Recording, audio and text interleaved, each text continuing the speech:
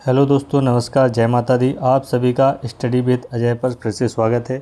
आज हम आप सभी के लिए करंट अफेयर्स का एक वीडियो लेकर आए हैं, जो कि आज का वीडियो रहेगा 18 जून 2024 की जो महत्वपूर्ण करंट अफेयर्स है वो आज आप सभी के लिए लेकर आए हैं।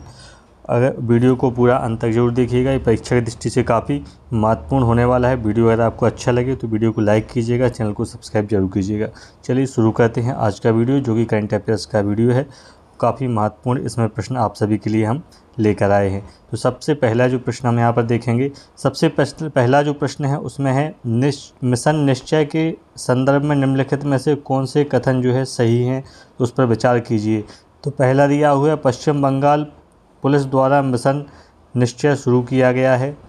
मिशन निश्चय के तहत पश्चिम बंगाल पुलिस सीमा सुरक्षा बल और ग्राम रक्षा समितियों के साथ मिल्लपुर फाजिल्का ज़िले में ड्रग्स के खिलाफ एक अभियान का जो है चलाएगी, अभियान का शुरुआत करेगी।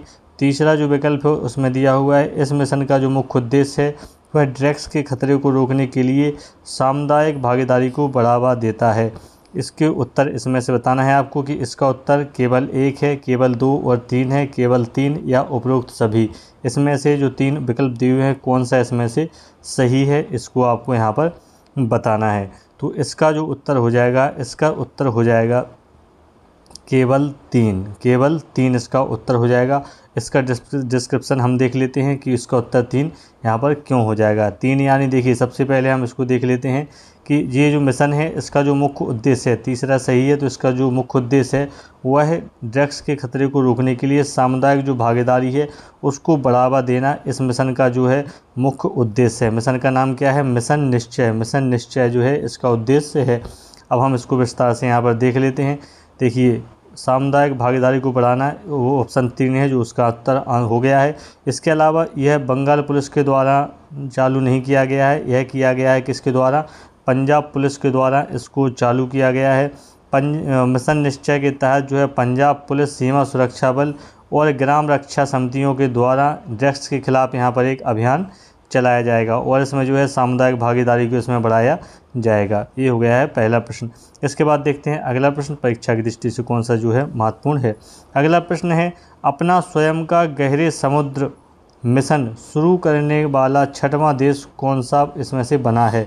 अपना स्वयं का गहरे समुद्र मिशन शुरू करने वाला छठवां देश कौन बना है?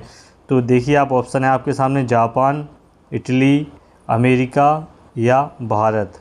ये चार ऑप्शन है। तो इसका जो सही उत्तर है वह हो जाएगा भारत। इसका जो सही उत्तर है वह क्या हो जाएगा? भारत हो जाएगा। इसके डिस्क्रिप्शन को हम यहाँ पर देख लेते हैं। तो अपना स्वयं का जो गहरे समुद्र मिशन है इसकी शुरुआत करने वाला छठवां देश भारत बना है। छठवां देश कौन सा बना है? भारत बना है। इसका जो उद्देश्य है महासागर विज्ञान के नए पहलुओं की खोज करना और इसको जो है राष्ट्रीय महासागर प्रौद्योगिकी संस्थान ने एक मानव चालित पनडुब्बी वाहन जिसका नाम क्या है? मत्स्ययान 6000, इसको विकसित किया है। और यह जो यान है वह समुद्र के अंदर जो है 6000 मीटर की गहराई तक जा सकता है। गहरे समुद्र वाले जो अन्य देश हैं जिन्होंने इस बारे में पहले ही इस चीज़ को आगे बढ़ा दिया है वह कौन कौन से देश हैं? एक तो अमेरिका, रूस, फ्रांस, जापान और चीन। तो 5 देश ये हो गए हैं। और अब छठवां कौन सा हो गया है? भारत। छठवां कौन सा हो गया है? भारत। 5 देश हैं, अमेरिका, रूस, फ्रांस, जापान और चीन। इसके अलावा जो राष्ट्रीय महासागर प्रौद्योगिकी संस्थान है यानी national institute of ocean technology की स्थापना जो है 1993 में हुई थी और इसका जो मुख्यालय है, इसका मुख्यालय तमिलनाडु में है। इसका मुख्यालय कहाँ पर है? इसका मुख्यालय तमिलनाडु में है। चलिए इसके बाद देखते हैं अगले प्रश्न को। अगला प्रश्न है, भारत का पहला बहुराष्ट्रीय वायु अभ्यास तरंग शक्ति, कौन सा अभ्यास है? तरंग शक्ति, किस राज्य में आयोजित किया जाना है? किस राज्य में आयोजित किया जाना है?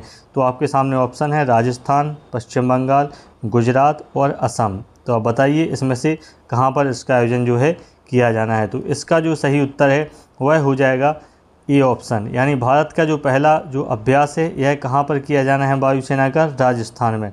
भारत का पहला जो बहुराष्ट्रीय वायु अभ्यास है तरंग शक्ति, इसका जो आयोजन है वह राजस्थान राज्य में किया जाना है, राजस्थान राज्य में इसको किया जाना है। अगस्त 2024 में इसका आयोजन किया जाएगा। अगस्त 2024 में भारतीय वायुसेना द्वारा इसका आयोजन किया जाएगा। इसके अलावा बहुराष्ट्रीय वायु अभ्यास में 10 देशों की सेनाओं के भाग लेने की इसमें संभावना है। देखिए, बहुराष्ट्रीय वायु अभ्यास है तो इसमें जो है कम से कम 10 जो देश हैं वह इसमें भाग लेने की इसकी संभावना है। तो कौन किस देश में भाग ले सकते हैं? तो उसमें Australia, France, Germany, Japan, Spain, UAE और यूनाइटेड किंगडम और यूएस इस अभ्यास में अपनी जो है टुकड़ी यहाँ पर भेजेंगे। इसके बाद देखते हैं अगला प्रश्न कौन सा है। तो अगला प्रश्न है ग्रेट चेन बॉल्स ने वर्ष 2024 में अमेरिकी ओलंपिक तैराकी ट्रायल में कितनी मीटर बटरफ्लाई में एक रिकॉर्ड बनाया है? कितने मीटर बटरफ्लाई में अपना रिकॉर्ड बनाया है? तो आपके सामने ऑप्शन है 100 मीटर, 200 मीटर, 300 मीटर या 400 मीटर। इसमें से आपको ऑप्शन 1 सही बताना है। ग्रेट चेन बॉल्स ने वर्ष 2024 में अमेरिकी ओलंपिक तैराकी ट्रायल में कितने मीटर बटरफ्लाई में एक विश्व रिकॉर्ड यहाँ पर बनाया है? तो इसका जो ऑप्शन है, इसका ऑप्शन हो जाएगा सही 100 मीटर। इसका उत्तर जो है क्या हो जाएगा? 100 मीटर। ग्रेट चेन बॉल्स ने वर्ष 2024 में अमेरिकी ओलंपिक तैराकी ट्रायल में 100 मीटर बटरफ्लाई में रिकॉर्ड बनाया है। बॉल्स ने 100 मीटर महिला बटरफ्लाई में 55.18 सेकंड का जो है समय इसमें लिया है। इन्होंने रियो डी जेनेरियो में 2016 ओलंपिक में 55.48 सेकंड का जो है पिछला सबसे तेज़ रिकॉर्ड दर्ज किया था। ठीक है, तो ये कितने मीटर में है इसका ट्रायल? तो 100 मीटर में इन्होंने ये रिकॉर्ड जो है अपने नाम यहाँ पर किया हुआ है। कितने मीटर में? 100 मीटर में अपने नाम ये रिकॉर्ड किया हुआ है। इसके बाद देखेंगे अगला प्रश्न। अगला प्रश्न है एनसीईआरटी ने उच्चतम न्यायालय यानी सुप्रीम कोर्ट के निर्देश के अनुसार अयोध्या पाठ में संशोधन करते हुए बाबरी मस्जिद को किस नाम से संबोधित किया है? किस नाम से इसको क्या है संबोधित किया गया है?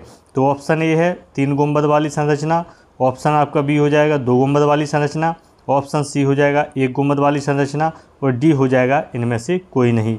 तो आप बताइए इनमें से कौन सा ऑप्शन सही है। चलिए अब हम देखेंगे इसका सही उत्तर। तो इसका जो सही उत्तर है वह हो जाएगा 3 गुंबद वाली संरचना। तो आप इसमें देखेंगे कि एनसीईआरटी कक्षा 12 राजनीति विज्ञान की जो पाठ्यपुस्तक है उसमें बाबरी मस्जिद का नाम नहीं लिया है और इसके स्थान पर 3 गुंबद वाली संरचना के रूप में संदर्भित इसको किया गया है। काफ़ी महत्वपूर्ण है, इसको आप थोड़ा अच्छे से पढ़ते जाइएगा। सारे प्रश्न परीक्षा की दृष्टि से यहाँ पर महत्वपूर्ण है। 18 जून की जो करंट अफेयर्स है उससे सारे प्रश्न आपके सामने निकल कर आए हैं। इसके बाद देखेंगे कुछ स्टेटमेंट दिए हुए हैं, उसमें से हम देखेंगे कौन से सही है और कौन गलत है। तो पहला जो कथन है कश्मीर हिमालय परमाफ्रॉस्ट संरचनाओं में से युक्त है, इन्हें रॉक ग्लेशियर कहा जाता है। दूसरा जो कथन है उसमें दिया है इनमें से 100 से अधिक जो रॉक ग्लेशियरों में चट्टानों में चोटियाँ और उभार हैं जो दर्शाता है कि उनके भीतर का परमाफ्रॉस्ट हिलना या पिघलना शुरू हो गया है। इन्हें सक्रिय हिमानी चट्टानें कहा जाता है। तो ये 2 जो स्टेटमेंट हैं ये दिए हुए हैं, इसमें से बताना है दोनों के बारे में कथन कि पहले कथन 1 और 2 दोनों सही हैं या दोनों गलत हैं या 1 सही है 1 गलत है और 2 सही है। इसके अलावा बताना है कि ये दोनों गलत हैं। इनमें से कौन सा ऑप्शन इसका सही हो जाएगा। चलिए देखते हैं इसका उत्तर। तो इसका जो उत्तर है कि ये दोनों जो ऑप्शन हैं ये दोनों ऑप्शन कैसे हैं? दोनों कथन सही हैं। दोनों कथन कैसे हैं? सही। जलवायु परिवर्तन के कारण क्षेत्र के गर्म होने पर ये सक्रिय हिमनद चट्टानें प्राकृतिक आपदाओं में योगदान कर सकती हैं, यानी गर्मी के कारण जो है ये चट्टान निरंतर जो है क्या कर रही हैं? पिघल रही हैं। इसके बाद देखेंगे अगला प्रश्न है 7वां प्रश्न देखते हैं कि ब्रिक्स खेल 2024 के संदर्भ में निम्नलिखित कथनों पर विचार करें। कौन सा कथन इनमें से कौन से कथन जो हैं वह सही हैं? तो पहला जो स्टेटमेंट है ब्रिक्स खेलों का आयोजन जापान के टोक्यो में किया जा रहा है। दूसरा कथन है इन खेलों का आयोजन 12 से 23 जून 2024 तक किया जाएगा। इसके बाद तीसरा जो कथन है पोप मंत्री वेस्पा ममता दत्ता और यासिनी शिवशंकर की महिला टेबल टेनिस टीम ने कांस्य पदक जीता है। तो इसमें से आपको ऑप्शन सही चुनना है कि केवल ए सही है, एक सही है, या 2 या 3 सही हैं, या केवल 3 सही है, या उपरोक्त सभी इसमें से सही हैं। तो जल्दी से आप अपना उत्तर इसमें बताइएगा। चलिए अब देखेंगे इसका सही उत्तर कौन सा है। तो इसका जो सही उत्तर है, उपरोक्त में से कथन 2 और 3 इसके सही हैं। 2 और 3 उपरोक्त इसमें से कथन में से सही हैं। बाकी इसका जो आयोजन है ब्रिक्स खेलों का, तो ब्रिक्स खेलों का आयोजन रूस के कजान में किया जा रहा है। कहाँ किया जा रहा है? रूस के कजान में इसको किया जा रहा है। और ब्रिक्स देशों द्वारा आयोजित यह एक वार्षिक सम्मेलन है। यह क्या है? एक वार्षिक सम्मेलन है। तो इसमें 2 और 3 सही हैं पहले से ही, ठीक है। यानी इसका जो आयोजन है वो 12 से 23 जून तक इसका किया जाएगा। इसके अलावा तीसरा भी सही है, और जापान की टोक्यो की जगह इसका उत्तर क्या हो जाएगा? रूस के कजान में इसका आयोजन किया जा रहा है। चलिए इसके बाद देखते हैं अगला प्रश्न। अगला प्रश्न है, ऑस्ट्रेलियन ओपन बैडमिंटन चैंपियनशिप पुरुष एकल वर्ग का खिताब किसने जीता है? ऑस्ट्रेलियन ओपन बैडमिंटन चैंपियनशिप पुरुष एकल वर्ग का खिताब किसने जीता है? तो पहला जो ऑप्शन है वह हो जाएगा कोडाई नाराओका, दूसरा ऑप्शन हो जाएगा ली जिजियो, तीसरा ऑप्शन हो जाएगा कोनोमोजी ओहोरी, और चौथा ऑप्शन हो जाएगा भजन कौर। तो जल्दी से आप अपना इसमें से उत्तर बताइएगा। चलिए अब हम इसका देखेंगे सही उत्तर क्या है। तो इसका जो सही उत्तर है वह हो जाएगा मलेशिया। मलेशिया के जो कोडाई नाराकोआ हैं उन्होंने जो है यह खिताब जीता है। उसका उत्तर क्या हो जाएगा? बी इसका उत्तर हो जाएगा ली जिजियो। इसका उत्तर हो जाएगा बी, ली जिजियो ने यह खिताब जीता है मलेशिया ने, ठीक है। किसको हरा कर जीता है? जापान के कोडाई नारानोका को हराकर उन्होंने ये खिताब जीता है। मलेशिया के ली जिजिया ने यह खिताब क्या है? जीता हुआ है। तो ऑस्ट्रेलियन ओपन बैडमिंटन पुरुष एकल का जो खिताब है वह मलेशिया के ली जिजिया ने जीता है। किसको जीता है? जापान के कोडाई नारानोका को हराकर उन्होंने इस खिताब को अपने नाम किया है। चलिए देखते हैं इसके बाद अगला प्रश्न कौन सा है। अगला प्रश्न है, पर्यावरण प्रदर्शन सूचकांक 2024 में, पर्यावरण प्रदर्शन सूचकांक 2024 में भारत किस स्थान पर है? भारत किस स्थान पर है? 180वां, 182वां, 184वां या 176वां? तो आप अपना उत्तर इसमें से जल्दी बताइएगा। चलिए अब हम देखते हैं इस प्रश्न का उत्तर कि किस स्थान पर भारत को इसमें स्थान मिला है। तो इसके बारे में हम यहाँ पर देखेंगे कि पर्यावरण प्रदर्शन सूचकांक 2024 में भारत 180 देशों में 176वें स्थान पर रहा है। इसमें उत्सर्जन, खराब वायु गुणवत्ता और कम जैव विविधता आवास के अंक प्रमुख मुद्दे में रहे हैं। भारत की कोयले पर निर्भरता इसकी रैंकिंग को काफ़ी प्रभावित जो है करती है, जो खराब वायु गुणवत्ता और उच्च अनुमानित उत्सर्जन में योगदान देती है। तो इस प्रकार से जो भारत है यहाँ पर आप देख सकते हैं 180 देशों में भारत कौन से स्थान पर है? 176वें स्थान पर है। तो भारत कौन से स्थान पर हो जाएगा? यहाँ पर 176वें स्थान पर, यानी डी ऑप्शन इसका क्या हो जाएगा? सही हो जाएगा। इसके बाद देखेंगे इसका अगला प्रश्न। तो इसका अगला प्रश्न देखते हैं, हाल ही में T20 दिग्गज खिलाड़ी डेविड विसे ने अंतर्राष्ट्रीय क्रिकेट से संन्यास की घोषणा की है। इनका संबंध किस देश से है? T20 के एक दिग्गज खिलाड़ी हैं जो डेविड विसे, उन्होंने अंतर्राष्ट्रीय क्रिकेट से संन्यास की घोषणा की है। वह किस देश के खिलाड़ी हैं? नामीबिया, इंग्लैंड, आयरलैंड या जापान?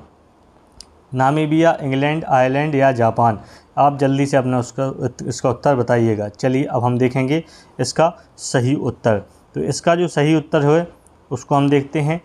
तो T20 दिग्गज खिलाड़ी डेविड विसे जो हैं अंतर्राष्ट्रीय क्रिकेट से उन्होंने संन्यास की घोषणा की है, और वह नामीबिया से जो है खेलते हैं। नामीबिया के खिलाड़ी हैं, नामीबिया देश के लिए।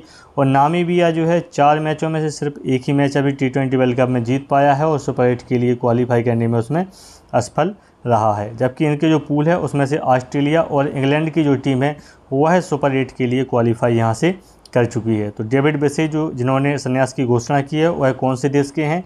वह नामीबिया के खिलाड़ी हैं और क्रिकेट से जो है संबंधित हैं। इसके बाद अगला प्रश्न हम देखते हैं कि विश्व का सबसे ऊंचा रेलवे पुल, विश्व का सबसे ऊंचा रेलवे पुल भारतीय रेलवे ने पहला ट्रायल रन पूरा किया है, यह किस नदी पर है? भारतीय जो है रेलवे ने सबसे ऊंचा जो पुल है नदी पर उस पर बनाने जा रहा है, तो वह कौन सी नदी पर उसने जो है ट्रायल अपना किया है?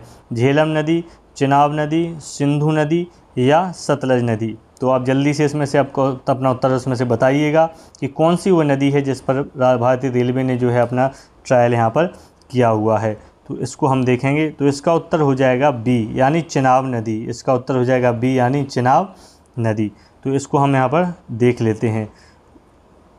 विश्व का सबसे ऊंचे रेलवे पुल पर भारतीय रेलवे ने पहला ट्रायल रन पूरा किया है, यह कौन सी नदी पर है? यह चिनाब नदी पर है। यह चिनाब नदी पर है। यह पुल जम्मू और कश्मीर क्षेत्र में चिनाब नदी के ऊपर 359 मीटर की लगभग 109 फीट ऊपर जो है बनाया गया है और यह एफिल टावर से 35 मीटर ऊंचा है। एफिल टावर से 35 मीटर ऊंचा है। तो यह विश्व का सबसे ऊंचा रेलवे पुल यहाँ पर बनने जा रहा है, उसका ट्रायल लिया गया है रेलवे के द्वारा। यह कौन सी नदी पर है?